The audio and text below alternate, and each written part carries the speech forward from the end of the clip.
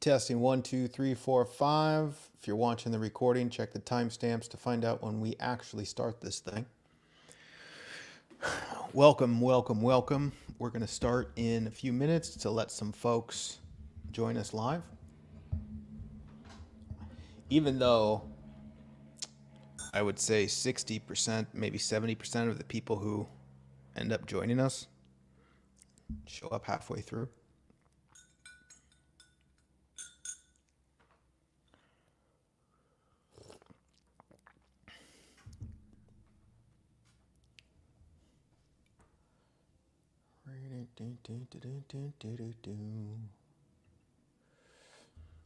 Welcome, Jesse. Welcome, Rose. Welcome, Tom.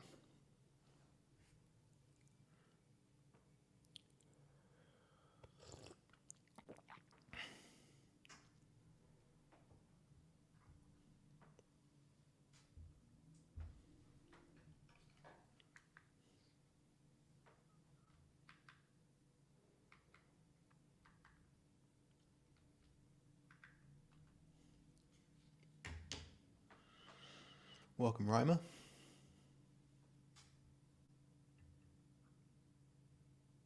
Welcome, Lori.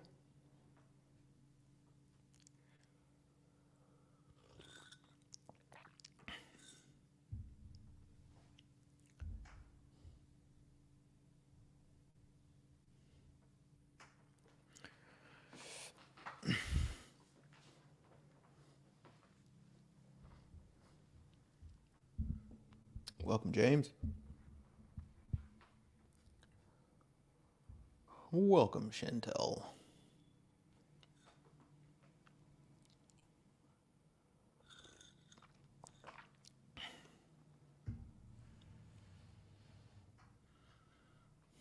Where are you guys at in the world?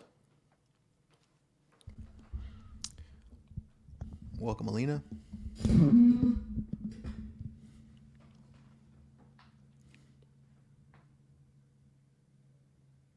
Chile, wow. Kansas. Good old Kansas.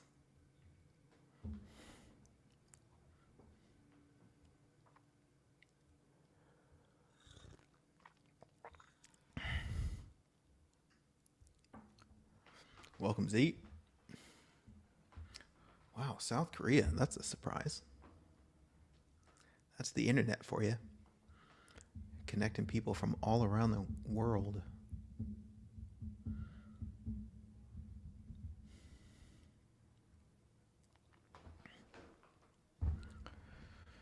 Okay, we got to do this show.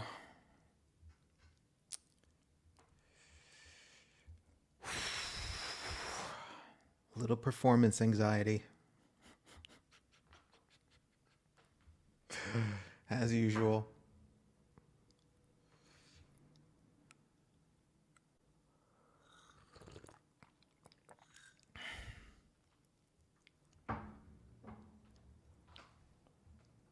Oh, okay, that makes sense.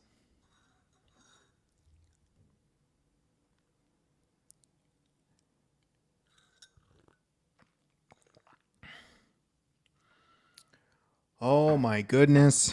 Oh my goodness. Oh my goodness. Wow, Rima, you donated money already, and I haven't even shared much, if anything. I'm guessing because you've been here before. You already know how awesome this is going to be. Thank you for that.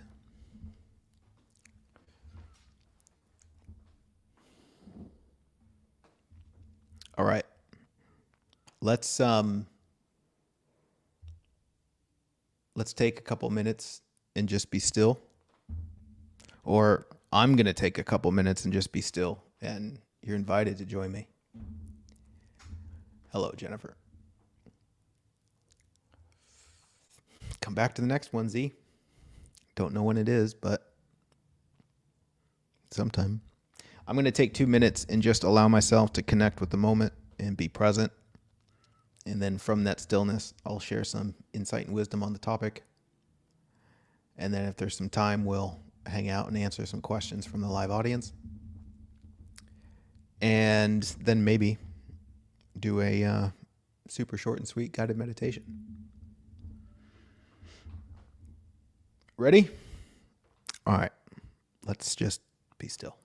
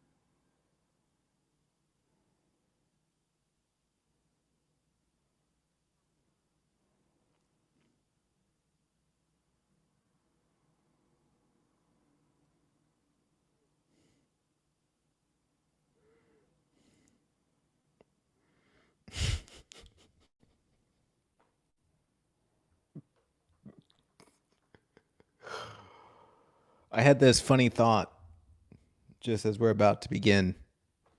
And the thought was something to the effect of feeling overwhelmed. And then I quickly saw the list in my mind about what I'm overwhelmed with, like all the things I think I need to get done. And then I'm like, yeah, but what are you overwhelmed about right now?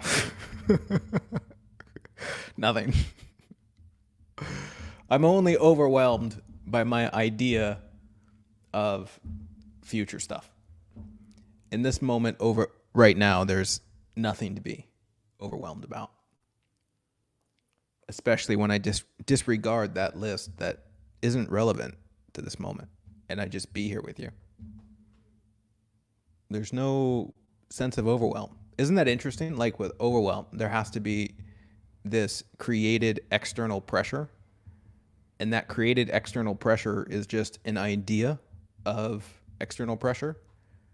Like in this moment right now, there's no pressure other than the pressure that I create. Even if somebody else in appearances put pressure on me, I would have to validate their pressure. And so it would still be my own self-imposed pressure. Like I can get messages from people who have some sort of urgency or demand, and it doesn't have to be pressure. It's like, well, they're allowed to feel that way. They're allowed to think that way. But it doesn't mean that I need to take that on. No, that's interesting, isn't it? Right now, there's nothing to be overwhelmed about. Anyway, welcome to the program. My name's Tiger. We're going to hang out here for a little while, and I'm going to share some insight and wisdom about the topic today. And then after that, for those that are watching live, we can do some Q&A if you've got any questions to ask. And then after that, we will potentially do a super short and sweet guided meditation. Okay, welcome. Let's dive into this. The inspiration for the topic today, how to be non-attached in relationships. I was feeling a little bit clueless about what to write about and plan for as it related to this show. And so I I asked some people in the audience, and they gave me this idea. They said, will you please share insight about how to be non-attached in relationships? And I accepted. I actually wrote a pretty in-depth PDF on this subject, or I really tried to do the best that I could to break it down, what is attachment, what is problematic attachment, why would we want to live non-attached to relationships, what are the positive consequences, what are the negative consequences, and then if we were going to move in a direction of being non-attached, how might we go about that? And so I was partly thinking that I was going to spend some time just reviewing that PDF here, but I think I'm just going to hang out and just see what arises and let it flow naturally, which might be a great addition to the PDF. Like you read that and then you watch the video, or you watch the video and then read that. It probably works both ways. But if you don't have that, then get in touch with me and I'll get it to you. How to be non-attached in relationships. I find this to be an interesting question because the first thing I want to ask is, well, what's the motivation? Why do you think you want to be non-attached? Because the why behind our motivation is infinitely more important than the how. Just like anything, like if you decide you want to build a business, it's the why that matters. Because if the why is important enough, then the how is the easy part. Likewise, if you don't have a very good why, or if your why is polluted with toxicity, then the how doesn't matter. Like you can use it in a negative way just as much as you could use it in a positive way. So the first thing I want to point to in clarifying the why is I hope that it's because we're recognizing the problematic experience that comes with, let's call it an unhealthy attachment to relationships. And we're wondering, how can we approach this in a much more grounded and loving way, as opposed to a way that is constantly trying to control or manipulate other people because we are afraid of them being them, not doing what we want them to do. So first and foremost, let's ask the question to bring a bit of clarity. What is attachment? And this is a great exploration because it talks about our attachment as it relates to our relationships and also our relationships with objects, experiences, and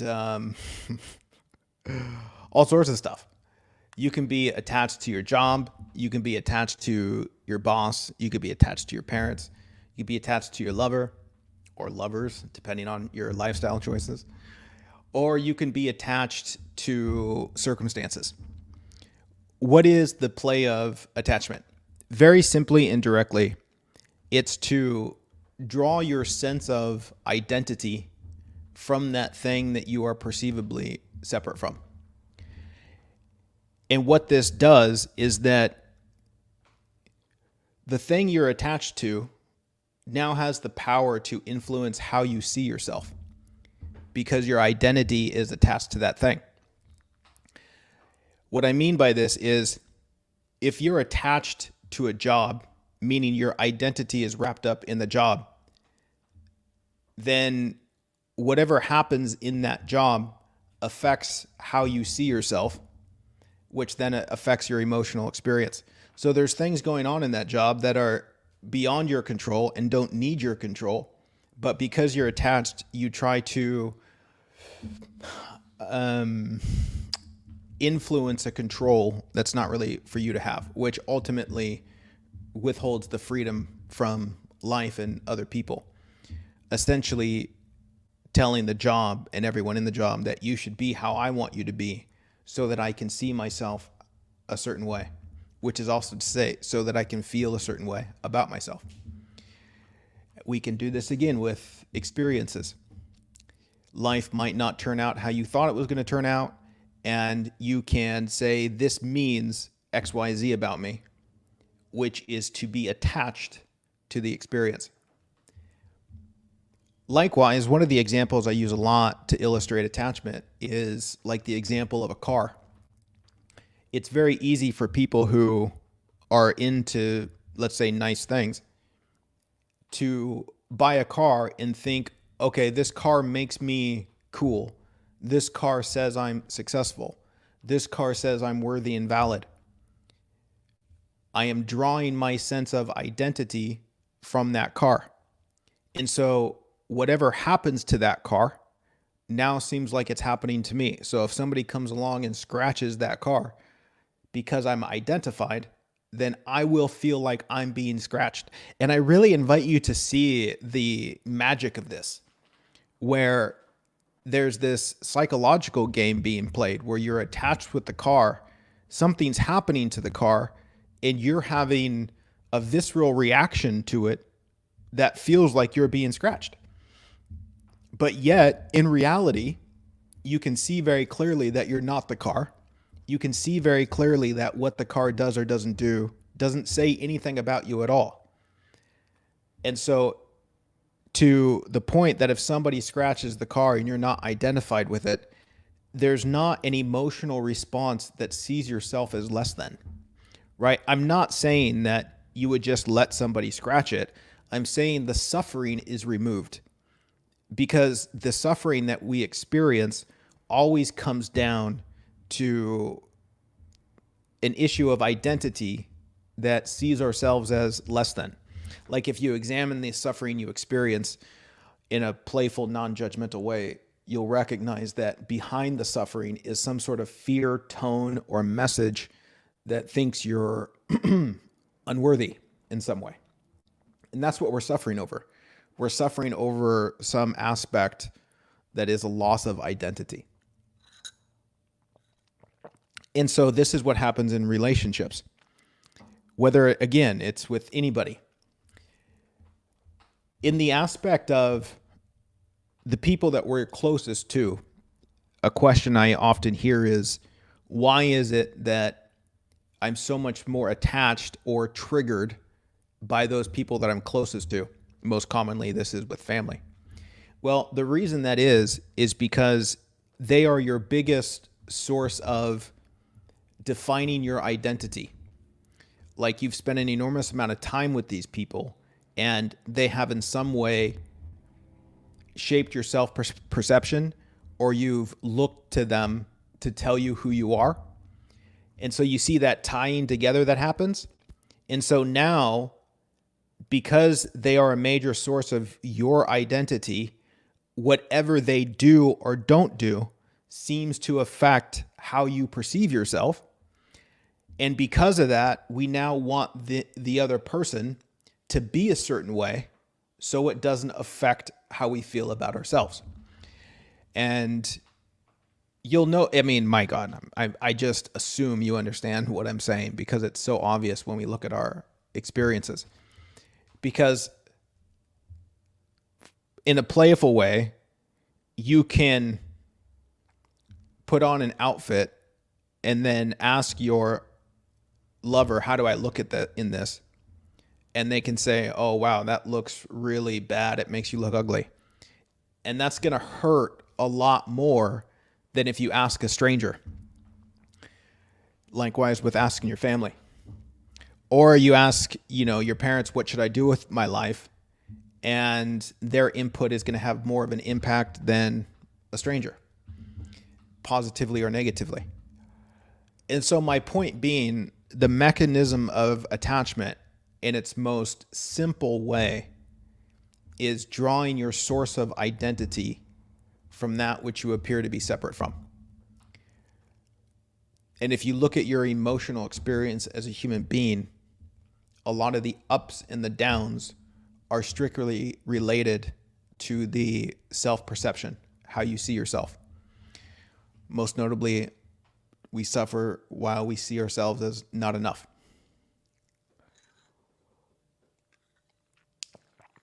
Okay, so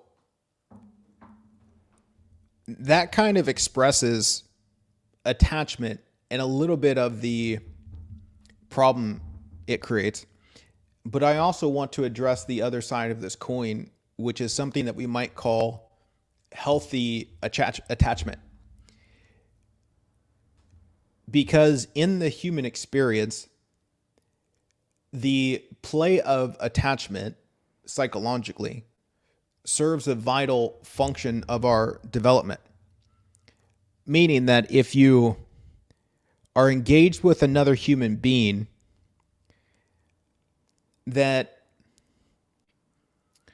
let's say, operates with a healthy ego, they're in full support of you seeing yourself more clearly, right? They're in full support of you having a healthy self-perception. Now, if you are interacting with another human being who, let's just say, has an unhealthy ego, they are going to engage a game with you that isn't going to be, let's say, helpful. They're going to try and use your self-uncertainty to their advantage. Yes, in some way, this is a form of manipulation. And this is what most human beings are doing in some way. So it's just part of the process, and we find our way through the mess. But I imagine that you've experienced this on both sides, where you have been the one that tries to get something from others, and you've experienced other people trying to get something from you. And so to look at the difficulty in unhealthy attachment in relationship,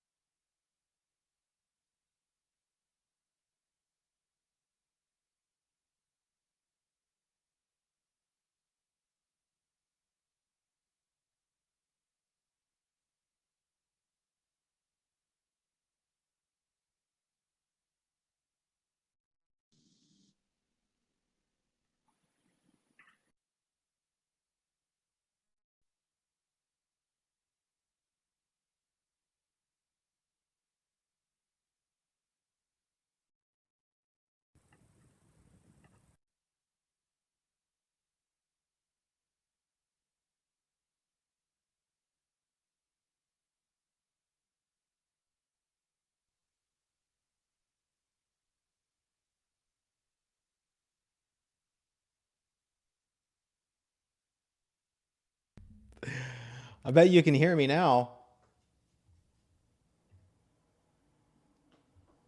Okay, yeah, there's a little button on the microphone here, and when I moved it, I touched the mute button.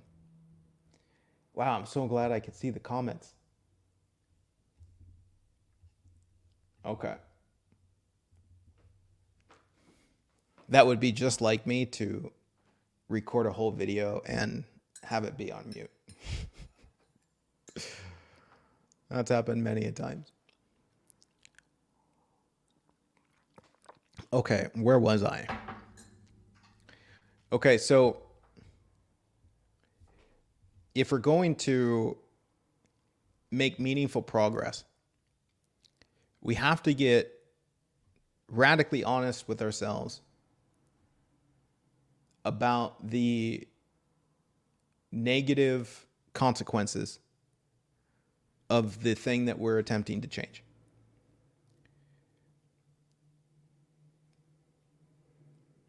Well, I guess, and some people lost the video feed. Some people have it, some people don't.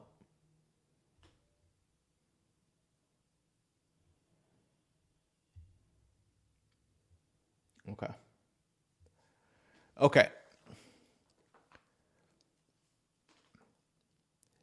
This is one of the things that I love about the journey of transforming our experiences is because the more I get in touch with the negative consequence or the pain I'm experiencing, it also helps me define how important the transformation is. It shows me the polar opposite of what's possible. For example, if I understand this aspect of unhealthy attachment, I see what's going on, and I can see very clearly the problems that it's creating in my experience and in my relationships. And the more clearly I see those problems, I'm only left with an option of being accountable and responsible for those problems, right? Because the unconscious approach blames it on other people, right? And in this case, it'll blame it on other people not being how I want them to be. Like, if only you were the parent that I imagine you should be, then I could see myself in a better way, right? I'm attached to you. And so I want to control you, which means I'm going to blame you. But the more I see that that's created from my attachment, it also shows me that to transform that experience means that I no longer have to be a prisoner to what that person is doing or not doing, which means I don't have to rest in that energy of blame, which means I can just let go. In fact, there's some examples that I wrote out in this PDF, and I'm going to read these because I think it might be helpful. So, what are the negative consequences of being problematically attached in a relationship? You feel anxious and insecure in the relationship. Your happiness and emotional well-being depends on the other person. You're not free. To avoid negative emotions, you become controlling, manipulative, and blameful. You struggle with maintaining healthy boundaries in the relationship. The quality of the relationship deteriorates, and you are unable to experience meaningful depth and connection. You push people away, and often these are the people you're closest to or the people you want to connect with. And so that makes it very clear that, holy shit, that's not the experience I want to have. And likewise, I can look at that list of things and I can ask myself, okay, what would the positive consequences be? Like, if I made a decision to really understand this and move through this difficulty, which is essentially grow, what would the positive consequences of that be? And I have a list here as well on this PDF. You are free to be yourself without feeling guilty or anxious. You can maintain healthy boundaries in the relationship and respect your needs and desires. You can experience meaningful depth and connection with others without feeling trapped or offended. You can appreciate and celebrate the unique qualities of the people in your life without feeling the need to change or control them. You can handle rejection and loss in a healthy way. You can love and enjoy other people rather than being in a constant state of fear or agitation. Are those things worthy of your attention? Right, again, and this points to a degree of self-awareness where you see the reality of this. Like, it's not just a bunch of cute spiritual phrases. It's like, holy shit, these negative consequences I'm experiencing are a direct result of my lack of awareness that puts my worth and value in somebody else's hands. And that creates a very difficult life. So within me is the capacity to raise my level of awareness so that I can experience more of what I actually crave. If I'm going to do that, I need to engage an intentional growth process, right? Like, I need to make a decision. I need to make a decision that this is important. And from that decision, we can start making progress. Likewise, if you don't understand these things, if you don't understand the negative and positive consequences, you miss out on let's call it a devotional commitment. It's that why. You understand why this is important, so you're going to get it done.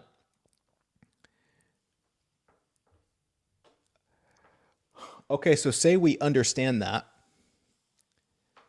And you know what? On a point, because Debbie, she said, I like that you see it as interesting and not upsetting. And I'm assuming you're relating to the video and audio challenge that we just had, which interrupted the broadcast. That's a perfect example of non-attachment. Because if I had gotten irritated, frustrated, if I experienced emotional disturbance, then what that says is that I put my worth and value in this endeavor, right? Saying that this means something about me. So if the audio and video drop out, it means I'm an idiot. It means I'm less than. That's drawing my sense of worth and value from my experience. And with a degree of awareness, you realize that that's silly, right? Like if the audio drops out, and even if we miss out on the whole recording, like we did last week, it's just what happens. It doesn't mean anything. If anything, you just learn. It's like, okay, well, now I know why that happened, and now I can be conscious about it next time to avoid it happening. There doesn't need to be any deliberation that questions my worth and value. And this is exactly what happens in relationship as we relate to other people, is we're constantly looking at what people are doing or not doing, what they're saying or not saying, and we're looking at it through a filter that's trying to determine our own worth and value. And it creates a profound agitation, mostly because it's impossible. You're trying to do something that's impossible. You're trying to define your worth and value by something that's outside of yourself. That's just not how it works.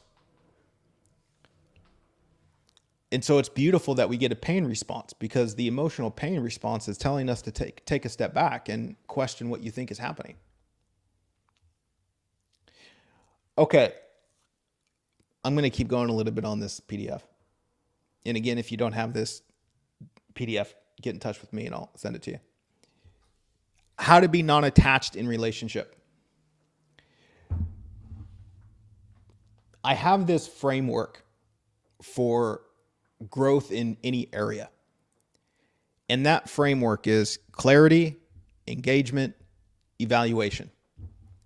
It's an unending cycle that breeds guaranteed progress. Clarity, engagement, evaluation. How does this pertain to being non-attached in relationship? Well, the clarity aspect is what we've been talking about so far, which is a clarity that demands self-honesty. Can I get incredibly honest with myself about what's going on? Can I see what is clearly the positive consequence and clearly the negative consequence? Can I be honest with myself about that? And also, in the honesty, I have to take total experiential accountability, right? Like for the self-perception that I'm having, the ways that I see myself, the ways that I interpret other people's actions, the way that I interpret circumstance, and I use that as evidence of me not being enough, and therefore I feel shitty, I can't blame that on anyone. Nobody else has the capacity to make me believe my own self-narrative. But there's the massive assumption that it does, which is why we blame other people. We're essentially blaming other people for the thoughts we have about ourselves, the ways that we interpret experience. And that is a killer of connection. Connection as it relates to connecting with other human beings, connecting with yourself, and connecting with life.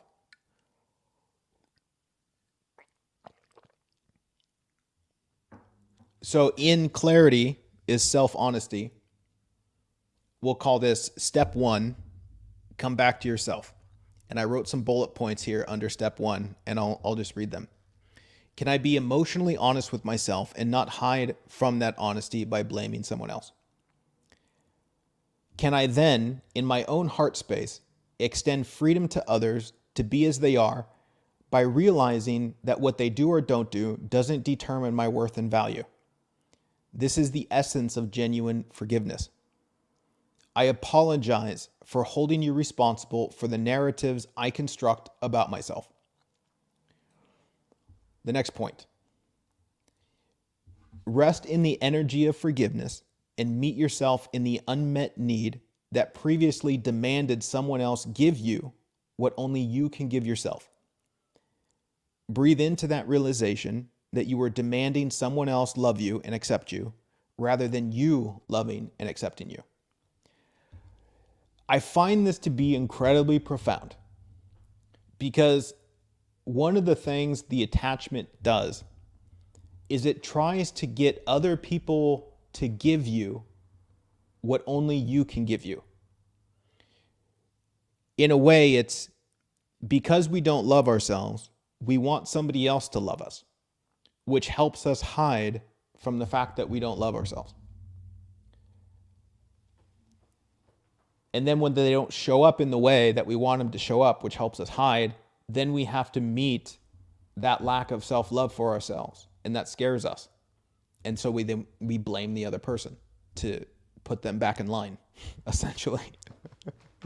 We essentially tell them, I'll love you if you be how I want you to be, so I don't have to see that I don't love myself. Isn't that adorable? It's really quite cute because it's a beautiful, innocent misunderstanding. But that's essentially what we're doing. We're trying to draw our sense of self-worth from somebody else rather than us seeing the truth of our self-worth and seeing beyond our confusions that tear ourselves down. Okay, part 2 of the growth framework. Engagement is to communicate more honestly. This is a really good one. And this is also difficult, right? Don't think that this is supposed to be easy because it's not. This is supposed to be challenging, right? Like if anything grows, it grows through a form of resistance, which is stepping out of its comfort zone. And so through the movement, through the resistance, there's a strength that's built. That's the growth.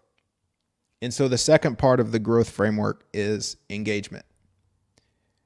And as it relates to bringing healing to the unhealthy attachment, the engagement is about, can I communicate more honestly? Let me just read this from this section because I think it's really good. As we gain deeper insight into what is real, true, and worthwhile, these insights are pointless if we do not allow them to flow through us. Clarity, as the first step, is like 1/2 of a breath, a big, deep inhale. Engagement is the other half, a big and deep exhale. The insight of self-honesty is to see things in a new and truer way, and the exhalation of engagement is to act in new ways that honor the truth of that insight. If we look at our problematic relationships where we are attached, we will undoubtedly find areas where we are not communicating honestly, or where we are communicating in a way that blames other people. These forms of communication are not just in words. We also communicate in the thoughts we have about others, in our body language, and in our secret wants and agendas, among other things. And so, as we clarify the truth about what's really going on, we see that we're out of alignment with that truth. And this is what's causing the agitation. This is what's causing the suffering. So the growth process to step into a new way of being is allowing that new discovery of truth to move through you. And in this example, and many other examples, it's finding ways to allow that truth to move through you. And in this way, it's through communication. Can I communicate in a way that honors the deeper discovery that's been made? So we're going to call this step 2, engage in more honest communication. And here are 3 points that I made about this. Point number 1, can I communicate boundaries that express my self-responsibility and insight rather than communicating blame? Here's an example. Dear friend, I see that I'm having a really hard time with XYZ. For that reason, I need to take a step back and deal with XYZ challenge within myself. Do you see the healthy nature of that statement? Do you see how it honors more of what's true, as opposed to, let's say, the unhealthy way of going about it would be a statement of blame, which is, I'm experiencing XYZ inside of me and it's your fault. So you're the asshole and you need to change, which is essentially the unhealthy attachment, right? Like the way that you're acting tells me that I'm less than and it hurts. So you need to stop being you. See how much blame there is there? See how much lack of self-accountability there is there? See how much attachment there is there? Is that going to contribute to a healthy and meaningful relationship that's full of beautiful depth and intimacy?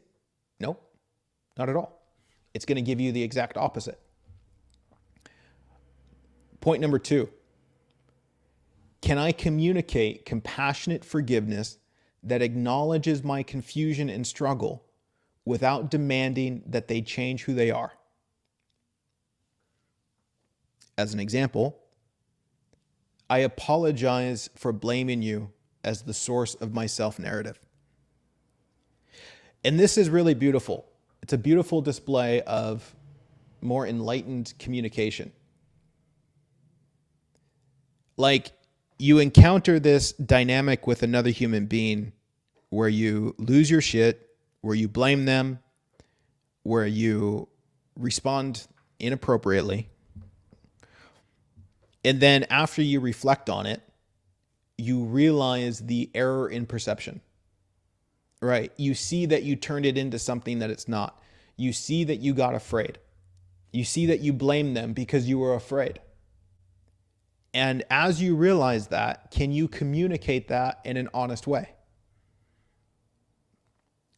And again, this really speaks to the real power of relationship. The real power of relationship is to not have those problematic moments. The real opportunity is, can we use those problematic moments to help us see more clearly? Can we find the opportunity in this argument? Can we find an opportunity in this fight to allow us to communicate more honestly? Like, can we admit what the real issue is? Or are we going to keep hiding behind this surface level nonsense? Point number 3.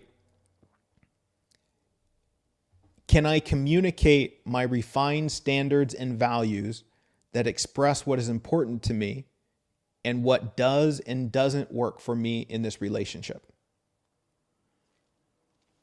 I love that one. I'm going to read it again.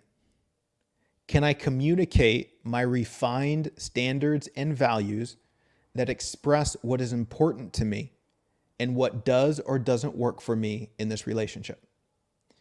Here's an example. Dear lover, I understand that you may want to sleep with other people, but that doesn't align with the type of relationship I desire to have. Do you see the honoring of self-sincerity? Do you see how you prioritize what is real and true within you, as opposed to submitting to what somebody else wants from you, so that it helps you avoid your own sense of inadequacy, right? And this is the real journey of non-attachment. You're learning how to live on your own authority so that you can finally be honest. Because most people in relationship, and again, with relationships with all sorts of things, the real power is that I have the freedom to be myself, and I don't need you to not be you in order for me to feel like I'm whole and complete. Which also points to why we're not honest in our communication. We're not honest in our communication because we are afraid other people are going to judge us. We're afraid that they're going to reject us. And because we're afraid, meaning we're attached, we don't allow ourselves to be honest.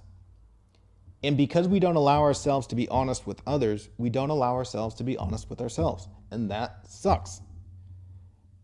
Because if you look at the mechanism of your human experience, there's something deep down inside of you that says, I wish I could just be myself. Which is also like saying, man, I wish I could just be honest. So yeah, that's the thing. I see your guys' comments asking for this PDF. Yes, you can have it. Just send me a message. I'll get it to you.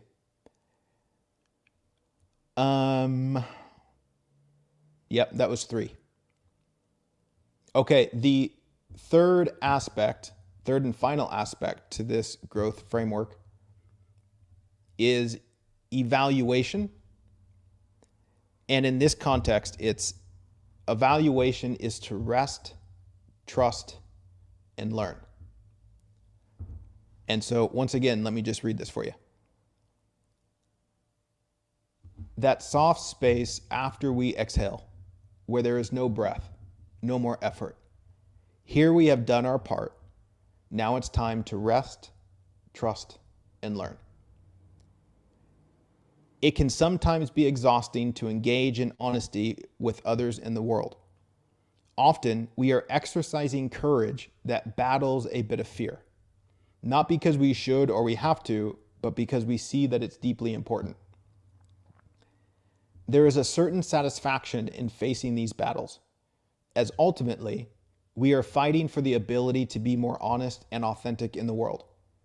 We step into what may appear to be dangerous, vulnerable, but that vulnerability is actually the profound truth of who and what we are. We fight against falsehoods, lies, pretenses, and the unreal, so that we may find our way back to life in its most glorious form, the freedom to be what is real and true. Step 3, evaluation is enlightenment. And I wrote 3 points under this one. I'll read them for you. Point number 1, release your attachment to the desired outcome and take some time to deeply feel gratitude and appreciation for being more honest with yourself and others. Remember, the true prize in life is not what we capture in the world, but rather coming home to love and freedom that allows us to truly honor what is real, true, and important. Point number 2, what were the monsters I feared that were not really there? And what were the surprising benefits I experienced within myself from allowing myself to engage in more honest communication? Allow this discovery to relax into a deeper trust for life and trust in the sincerity of your humanness. This is such a profound point for me because in the process of overcoming what we fear, I'm going to say in every instance, what you realize is that what you feared wasn't reality. You imagined a monster that wasn't really there, a monster that said, it's not okay for you to be you. It's not okay for you to honor what's important. It's not okay for you to have values. And so we withhold that self-honesty because of those monsters. And in every instance that I move through fear, one of the primary discoveries is that what I feared didn't happen. What I fear never happens because we're not afraid of anything in reality. We're only afraid of the imagination. And I've done many videos on that. But it's an important part of the process to take time to really consider that, to reflect on your experience of testing your boundary, your comfort zone rather, of where you can be more honest and see that it was way more okay than you thought it was. Right? Like even if you say, I don't want to be honest because this person might not like me, but you be honest and they don't like you, but you see that you're fine. You see that you're okay. And maybe you find out, okay, they don't like you, but why do they not like you? Do they not like you because you're honest, or do they not like you because your honesty exposed something in them that they don't want to see? Right? Maybe they didn't get what they wanted from you. Maybe that's the perfect lesson for them. But I can't allow that to play out if I'm attached to them. Right? It's like I don't want them to be disturbed because my identity is attached to them. And if they're disturbed, I take it personally and I think it means I'm less than. Right? But when you see through all that nonsense, you see that their disturbance isn't about you at all. Point number 3. Reflect on the experience without any self-judgment and visualize how you can be even more honest and empowered the next time you face a similar situation. Take note of any helpful ideas or reminders that will bring more ease and courage next time around. Because this expression of more self-honesty isn't a one-time thing. And the challenge of it isn't a one-time thing. It's a challenge that we're going to be constantly faced with, where little bit by little bit, we learn that it's okay to be more honest, which is just another way of saying we learn that it's okay to be ourselves. This is the growth journey. And so all of our human experiences, including this one of being attached to other people in relationships, are all going to serve up an appropriate lesson that allows you to get more honest with yourself and allows you to exercise the courage to finally be yourself. And as you do that, you're going to realize that your worth and value isn't determined by anything in the world, and that the only thing that determines your worth is what you decide. Funny enough, meaning that only I can say that I'm unworthy. Beautiful. There's a bunch more stuff in here too, but I'm not going to get into it. But like I said, if you want that extensive PDF that addresses this topic, then just get in touch with me somehow and we'll get it to you. Okay. Well, let's hang out here for a few moments and see if there's any questions from the live audience. And I can spend some time addressing those.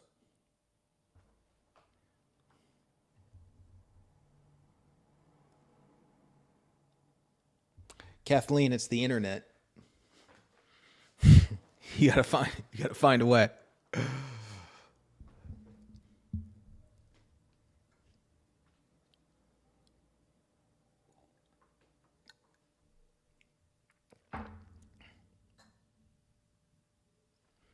Ryman says communication is key. If it's not there, question mark. Well, the only way that it's not there is if I'm not allowing it to be there. What is not key is demanding somebody else communicate. And I would say that this is often a misconception in the growth journey, especially in relationship, where we think that if there's going to be growth, if we're going to experience more of what we crave, then there's the demand that the other person has to participate. Which is almost like saying, I'll love you if you love me. Right? Because if I love you first and you don't participate, then that opens me up to being rejected. Right? So we're back to the fear, which saying I'm not going to be honest because I might be rejected. Do you see how that's attachment in that relationship? And so this is all really about the relationship you have with yourself. It has nothing to do with the things you're in relationship with, because the healing that you're desiring to experience isn't going to come from anything outside of you. It's not going to come from other people. It's not going to come from circumstances. The only healing that's actually going to emerge is that you learn to see yourself more clearly, right? Because that something in you which seems to create the suffering is a suffering that's responding to how you perceive yourself, right? So the self relationship is out of alignment. You're not seeing yourself clearly. And because you're not seeing yourself clearly, which is seeing yourself in a way that deems yourself as unworthy of love, then you withhold love from yourself. And that creates suffering. But to see yourself more clearly, you realize that you, as much as anything in the world, deserves love. And so you share that love with yourself first, and then you can share that love with the world.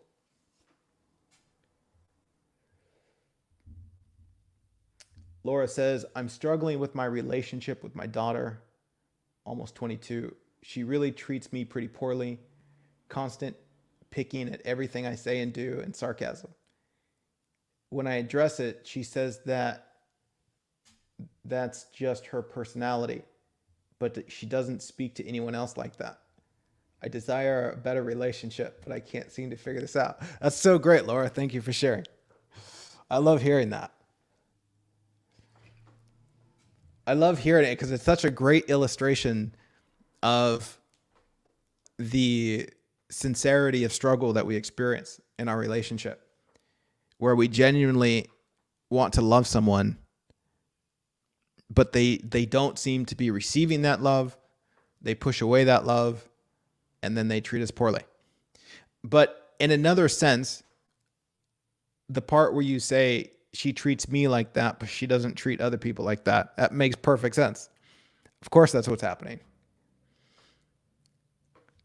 And when she says that's just her personality, I mean, me looking from 20 miles away, I would say that's a statement that ultimately says, I don't understand what it is, so it must just be my personality, right? So there's not an awareness. Nobody by their personality is unkind to other people. These are all expressions of our own inner misunderstandings and confusions. So first we can look at the unhealthy attachment that's playing out from mother to daughter.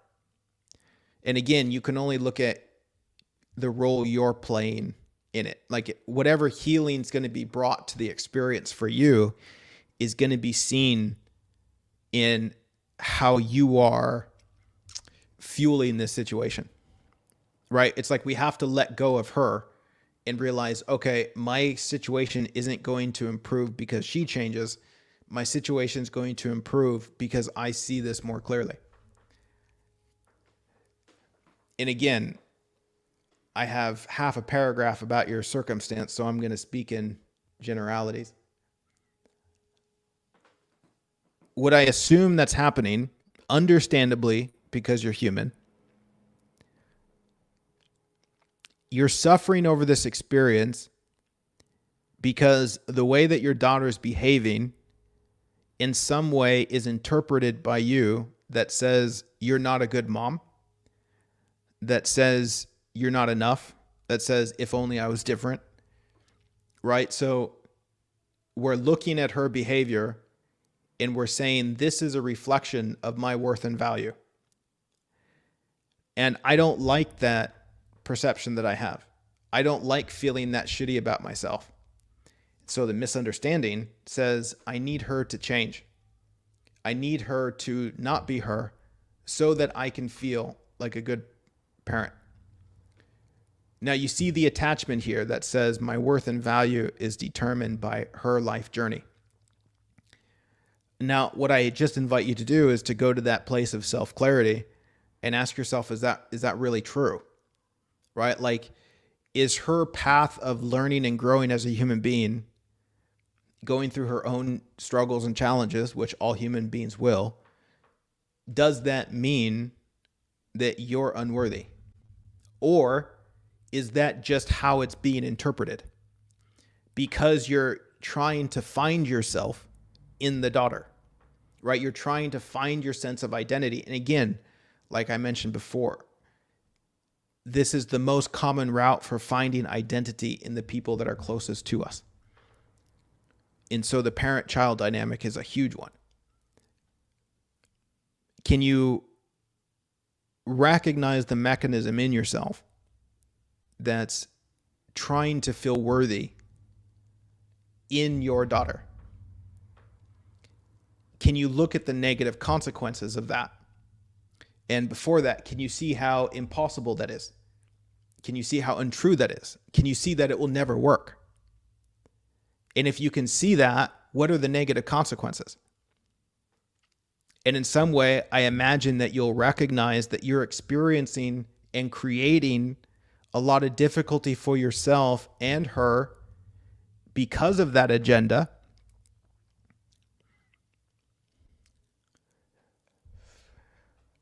And you're blaming her for the things that you're creating because you're attached. Again, not wrong or bad. It's fascinating, really. We're just beautifully confused human beings. And so we can observe this from a place of non-judgment just to see the mechanism.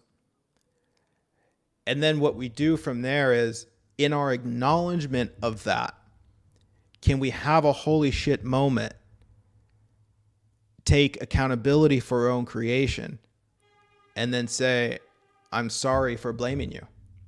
I'm sorry for wanting you to be different because I'm misinterpreting your journey. I'm interpreting your journey as reflecting on my worth and value. And that's causing me a bunch of problems. Is that true? Is it true that it's your fault that I'm struggling because of my interpretation? No, it's not. And so in that realization, following the growth framework, can we move into a new form of communicating, engagement, and communicate that in a more honest way? And how is this going to look for you? I don't know. But the way that I imagine is just sharing the holy shit moment. Like, oh my gosh, I realized that I'm trying so hard for you to not be you because I'm scared that I'm not enough. And I'm blaming you.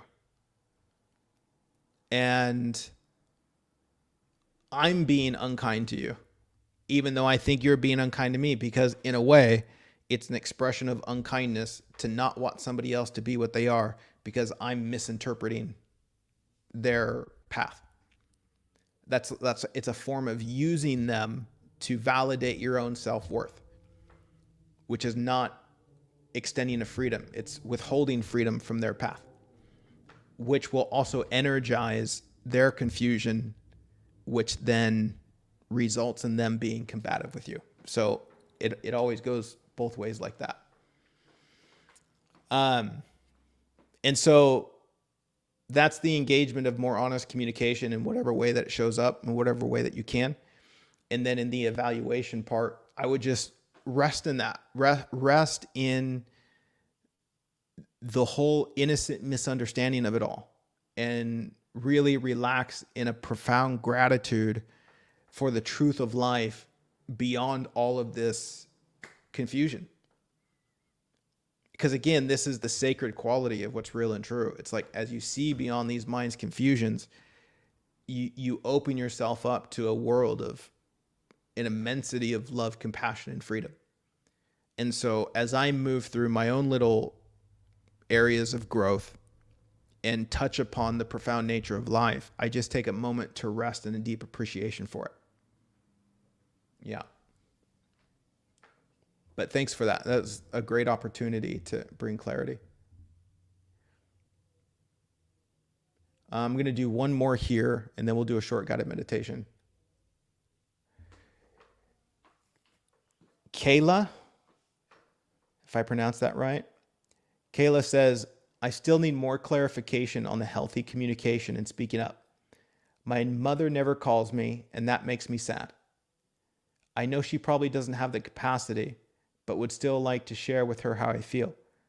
Would that be okay, or is that still attachment? That's beautiful. Well, on the second question, is that okay, or would it still be attachment? The attachment isn't in the action. The attachment is what gives birth to the action. So whether you call or not isn't the issue. The question is, where is it coming from? Are you calling to express genuine self-reflection and self-honesty, or are you calling with an effort to get something? Right? In both ways, you're still making a call.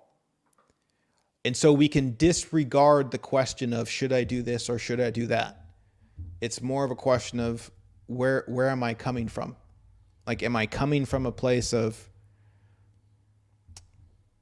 sincere discovery, or am I coming with an agenda to get what I want, which is for somebody else to change and not be themselves and be what I want them to be, right? Like, am I coming from a place of letting go of them, or am I coming from a place that's trying to hold on to them? Now, you said something in here that's super adorable. My mother never calls me, and that makes me sad. That's beautifully human. But is it true? Is it true that you experience sadness on the inside of what you are because your mother doesn't call you? Right? Is that true? Or are you feeling sadness because of what you think it means that your mother doesn't call you? Your emotional experience isn't responding to what is or isn't happening on the surface of life, i.e., your mother calling or not calling. Your emotional response is responding to how you interpret things, what you think things mean. And so if you examine that statement, my mother never calls and it makes me sad, what you're saying, I assume in some flavor, is that because my mother calls, it means I'm unworthy of love. Because my mother doesn't call, it means I'm less than. It means I'm not a good daughter. It means I did something wrong, right? So we're using her as a way of trying to validate our own self-worth, and it won't work. And it's super, super common. And so what I would recommend is just resting in that discovery about the statement and just really look into it. Look into that statement that you believe, right? Like you're believing something that causes you pain that also isn't true.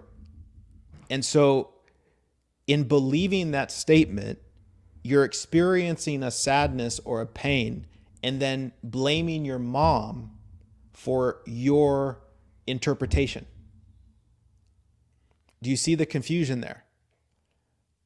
And look at what happens to the relationship dynamic when you blame your mom for your internal experience, when you see it more deeply, you see that she doesn't have anything to do with your internal experience, right? So you're having this emotional disturbance, you're blaming your mom, and whether you realize it or not, in that blame, you're pushing your mom away. And the more you come back to a sort of self-accountability that doesn't blame yourself, but just recognizes the innocent misunderstanding, which will also let go of your mother a little bit, you won't be so disturbed by her not calling, which will give her the freedom to call if she wants to call. Beautiful. Right? And so again, it's not how do I get what I want? How can I make her call me? The question is how can I be more free whether she calls or not? And the way to be more free is to not try and find your source of worth and value in what she does with her life. Beautiful. All right, you guys. You guys want to do a super quick guided meditation, maybe like 5 minutes, and then yeah, Jack, hunt down the PDF. That's the thing, right? If people want to find it, they'll find it. And I only want to give it to the people who actually really want to have it. Okay. Let's just spontaneously do a super short, sweet guided meditation on what topic? What should this guided meditation be about? Any ideas?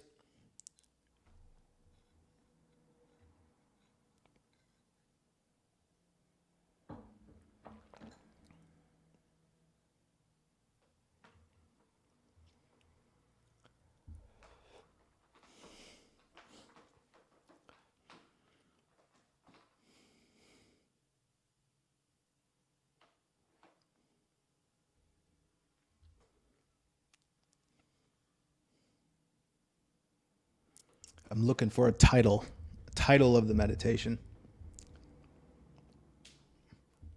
that isn't the same as titles I've already done. um,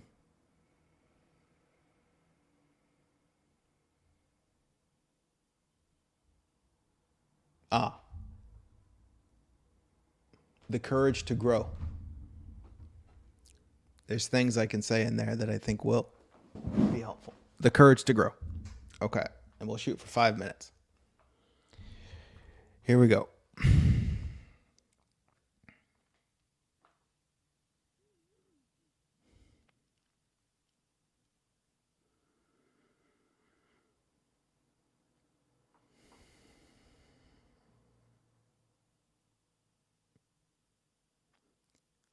Welcome to this super short and sweet guided meditation. The invitation today is to rest and relax and open ourselves up to the possibility of growing in this life.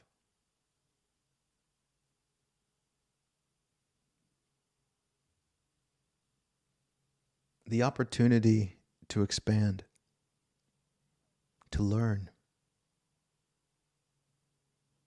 to experience new things that allow us to invite more love, compassion, and freedom into our lives.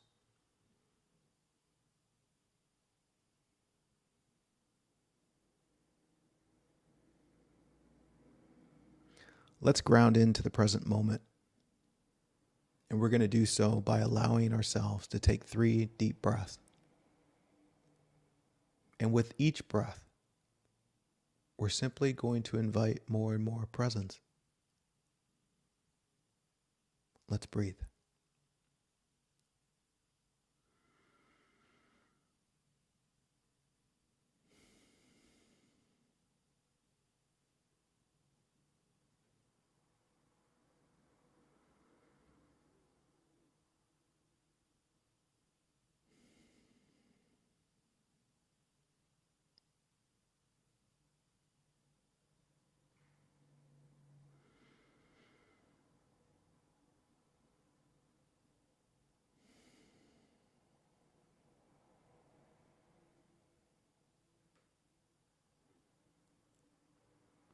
To be human is an adventure.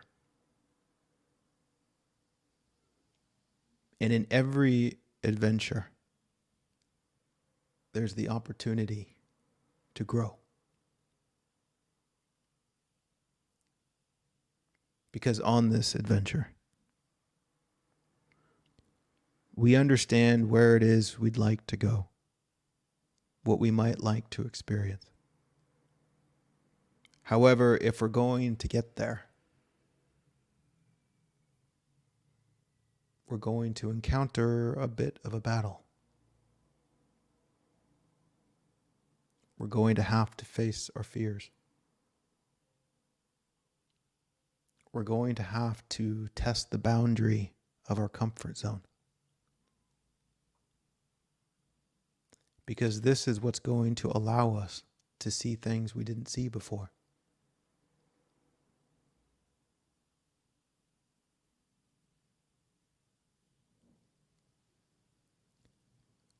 If we really want to grow, I invite us to embrace this adventure. That it's not supposed to be easy.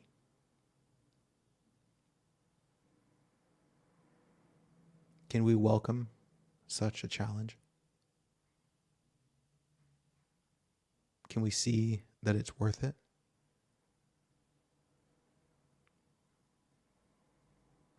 And if we can't see that it's worth it, and we would like to see that it's worth it,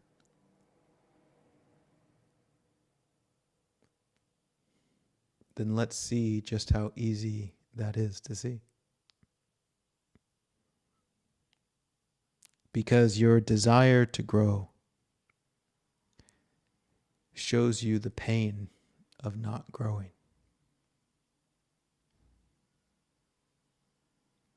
And we can be honest with ourselves enough to see that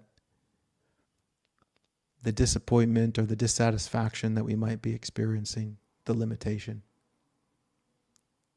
is only a reflection of where we have not yet grown.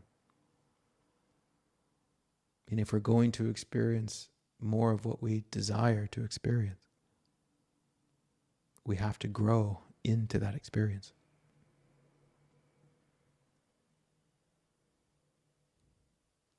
So you can stay stuck where you are in something that's probably a little bit hard. Or you can choose to go on an adventure that'll also be a little bit hard. And learn and grow in ways that teach you how to connect with what you crave. Do you see this? That it's hard in both directions. To not be honest in your life creates a hard life. To be honest in your life is sometimes hard. To not grow is hard. To grow is hard. And so if it's going to be hard in either direction,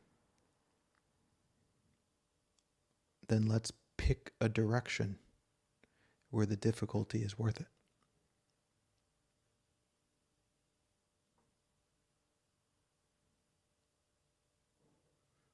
Maybe it's time to grow.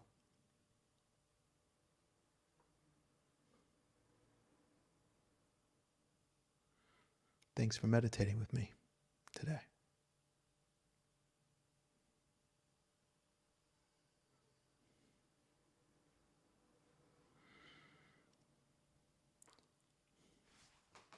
All right, lovelies.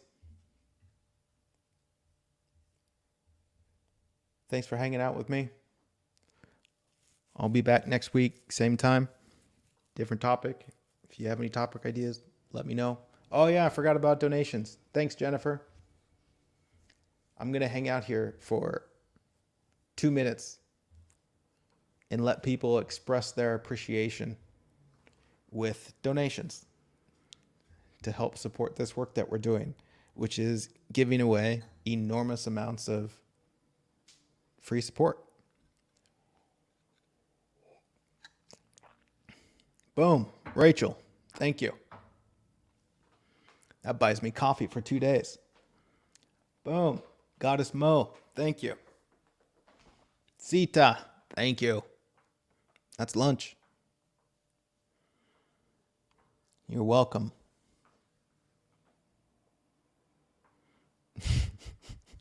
Laura, that is a great topic for a meditation. It's not you, it's me.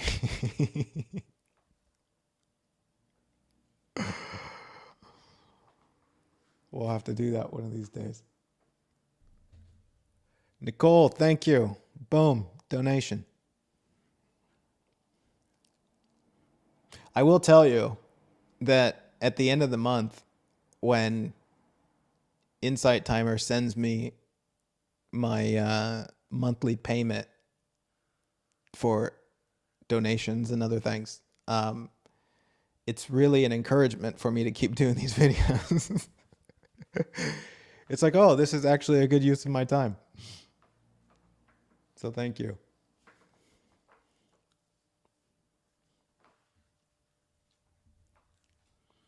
All right. I'm going to jump off of here now. And what's next for today? Bunch of stuff. All right, you guys. Love you and appreciate you. Aloha. Cheers to the beauty that you already are.